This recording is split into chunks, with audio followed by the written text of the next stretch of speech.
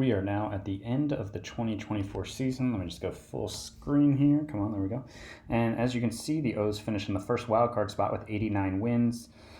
3 games ahead of the Indians, who will play in the wild card game. 3 games behind the Blue Jays, who won 92 games. Expanded run differential +1 and 3. Pythagorean win theorem said we should have won 92 games. Really, largely because we just had no luck in close games. 18 and 28 in one-run games, 12 and 14 in extra inning games. You know, if that luck turns around, we're a beast of a team. 22 and 20 against left-handed pitching, which was a concern last year, so that's good to see. And then just to, I guess, give a quick update on the league. So the White Sox won the Central again. The A's, 88 wins, win the West. Braves won the East again. Pirates won the Central. Padres won the West. The Dodgers, the second best team in the majors with 99 wins, will play the Phillies in the wild card game. So that's I'd say the Pirates are the only surprise there. I don't think they've made the playoffs yet in this sim. And the A's too. They've been solid, but kind of been outclassed by the Astros and Angels. So cool to see them get the playoff spot there. And then if we go to this team schedule, I did broadcast this 10-1 loss to the Jays on the 6th. Ended up then getting swept, but then got hot. Won 7 in a row, finished the season with 3 in a row. Finished September with a record of 16-8 after a solid 17-12 in August. Runs scored, finished 6th in the AL. Runs against, 3rd in the AL. 1st in starters ERA, 8th in bullpen ERA.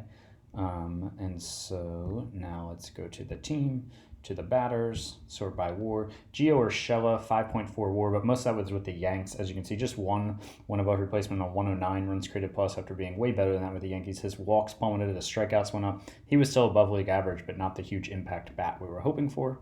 Alex Verdugo led the team in WAR in terms of who was at the team the whole year with 4.5 WAR in just 122 games because of injury. Mountcastle with a solid year, 3.2 WAR, 121 runs created plus. Austin Hayes, a 2.9 WAR, 113 runs created plus, which was certainly better for him, but it was largely, I'll address this more in the offseason planning phase and moving forward with him, but it's largely batting average and balls in play fueled. He really didn't show a significant improvement in other skills. Edman cooled off significantly after a good April and May. 2.8 WAR though, 104 runs created plus. As the whole, we'll take that though. Gunnar Henderson, above average first season, 2.7 WAR, 105 runs created plus in his rookie year. Adley Rutschman, 2.2 WAR, but just an 86 runs created plus, which the last 2 years he'd put up a 120 and a 101 runs created plus, and largely being fueled there by his defense to get to the 2.2 WAR. So really just doing his best Matt Wieters impression of being drafted as a generational talent at catcher by the Orioles and becoming, a solid everyday player. Trevor Larnach, big drop-off here. Runs created plus last year of 139, 125 the year before that. 4.3 WAR last year. This year just 1.6 WAR, 108 runs created plus. He did start at only 145 games because I started resting him some and giving other guy at bats because he just wasn't crushing it. 35 doubles still, 24 home runs. Some of that is that I adjusted the run environment, but as you can see, compared to league average, though, even in fewer runs, still 42% above league average in OPS last year, just 6% above league average this year. So a big drop-off for him. And backup catcher was solid. Caden Grenier was in and out of the lineup. He was hurt some, he was down some, but put up 0.9 WAR in just 197 plate appearances. Byron Buxton, 0.6 WAR in 103 games. Disappointment year, 66 runs created plus. Really bad at the bat, which we knew was a risk. Fabian was a solid pinch hit bat, only in 112 plate appearances because he was down in the Myers most of the year. Nick Maton, a huge drop-off, a huge disappointment. 465 plate appearances, 77 runs created plus, and 0.3 WAR. This, of course, is a guy who in his rookie year 2022 put up 6.9 WAR, 142 runs created plus, got MVP votes, won AL Rookie of the Year. And then Kyle Isbell, a 91 runs created plus and played solid defense, 0.3 WAR in 43 starts, 207 at bats. That's fine as he's kind of like the 5th outfielder. We'll take that. Pitching wise, this is I've kind of started shuffling stuff around here for the playoffs, so the rotation looks a little wacky. But Asa Lacy, 6.7 WAR to lead all AL pitchers. I think he's probably going to win Cy Young and Rookie of the Year. A 2.34 ERA and a 2.85 FIP. That ERA was like a half run better than the next best pitcher in the AL. Mackenzie Gore in the NL had better, but in terms of the AL, he was just great. His 6.7 WAR is like 10th best all time by an Orioles pitcher. He struck out 228 guys, which is second all time for an Orioles pitcher in a single season. So his rookie year was a success, I'd say.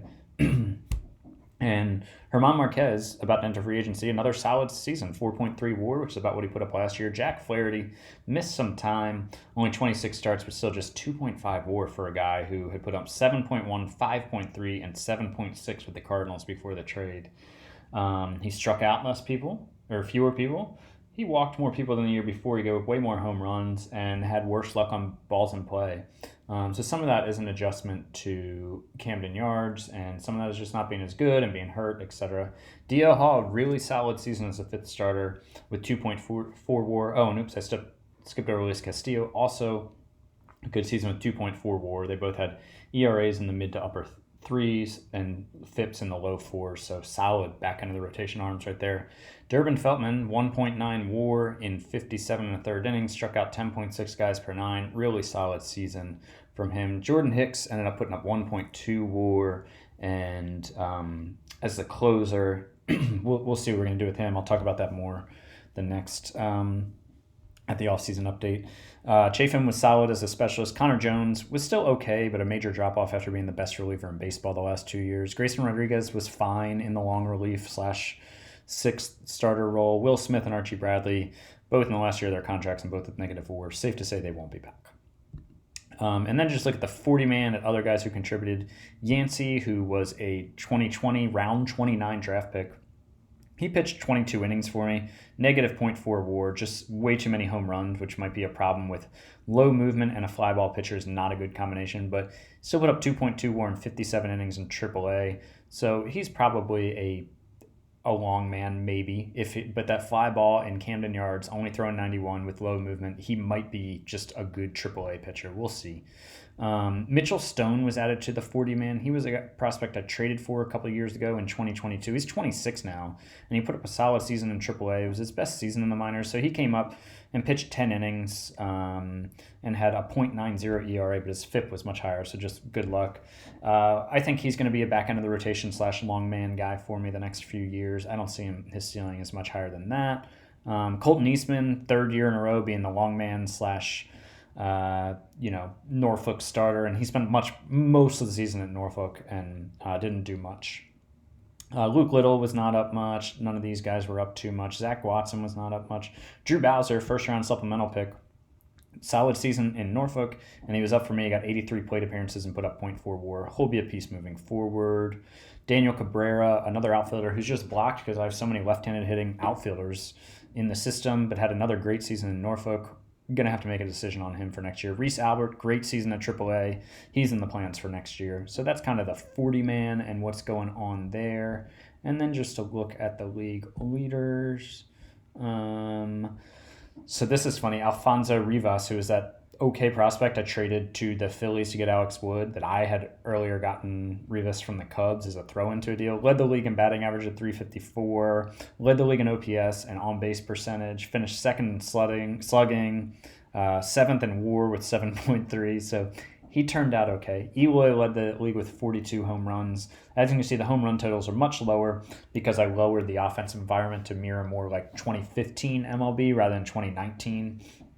I might bump it up a little bit because I'd like to see a little bit more offense than I saw this year. So let's see if any Orioles, really not a good year for hitting. Oh, okay, third. Mount Kessel tied for third in doubles. Edmond tied for seventh in triples, but really just not that great of a season for the Orioles. Nobody had like a standout season for me there. And Ozzie Albies led the league in WAR with 8.4. Leading the AL was Lindor with 8.3, who we're about to face in the wild card game. Pitching, we'll have some guys up here. Asa Lacy, second majors in ERA 2.34. DL Hall, seventh in wins with 16. We've got Asa Lacy, 6.7 WAR. As you can see, the next best pitcher in the AL was 5.4. Let's see what else. Innings pitched, Asa Lacy 219, finished 8th. I even had him on a pitch limit for like the first, up through August, I think, and then September I took the Governors off to because we needed wins. But so he was just really efficient, 95 pitch limit. Let's see, K's, he finished 7th with 228. Herman Marquez, Lacy, and Flaherty, with Marquez leading the way up there in strikeout to walk ratio. K's per 9, Flaherty 7th at 9.8. So some of that dip by him in strikeouts actually is because I adjusted the environment. Whip, Marquez Marquez and Lacey finished 6th and 7th. Walks per 9, Marquez led the league with just 1 walk per 9, lowest walk rate. And Lacey was 4th at 1.3. ERA plus, they're up there. Let's see. Holds, Feltman up here at 25. Quality starts, Asa Lacey tied for 3rd with 24. And Jordan Hicks, 90% save percentage. That stat doesn't really matter to me. And then Lacey 3rd and 5th at 2.85. So really just the Lacey Marquez show here. And so we made the playoffs largely on the strength of our rotation. And I should say about Jack Flaherty, I know he had a disappointing year overall, but he was great in September when we needed him to be. His ERA was like mid-2s. Marquez, Lacey, and Flaherty really led the way. And then on the hitting side of things, Verdugo, Mountcastle, and Larnach all had great Septembers. I should also say Larnach, weak year overall, but a great September. So those were really the guys who led the charge there. Verdugo, Mountcastle, Larnach, AC, Marquez, Flaherty. Those guys really led the charge to lead to that warming up at the end of August and then a really good September. I will have the wild card game here sometime soon, but that's a recap on the 89 win Baltimore Orioles in 2024, securing that first wild card spot.